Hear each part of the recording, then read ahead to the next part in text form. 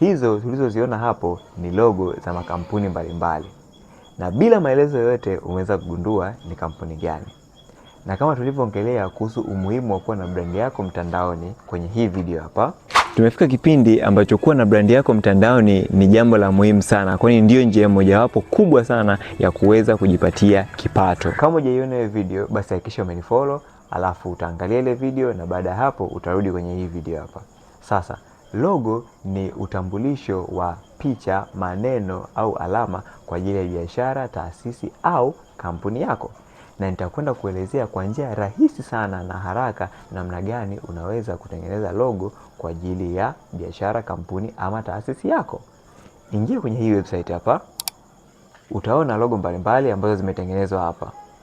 Unaweza kutengeneza kutoka kwenye template, yani logo design ambayo tayari ipo, na ukafanya kuedit tu rangi, jina na kadhalika. Au ukaamua kurudi hapa na kutengeneza upya. Anza kwa kuandika jina la biashara yako, kisha click make a logo. Weka slogan ama tagline yako, kisha next. Chagua rangi, jaza taarifa zinazohitajika hapo, kisha kazi itaanza. Na hizi hapa logo mbalimbali ambapo utachagua mojawapo kati ya hizo. Kama unataka link ya hii website, basi comment neno logo. Na kama uko TikTok, basi nitumie neno logo DM, nitakutumia. Hauna haja ya kulipia logo tena. Teknolojia.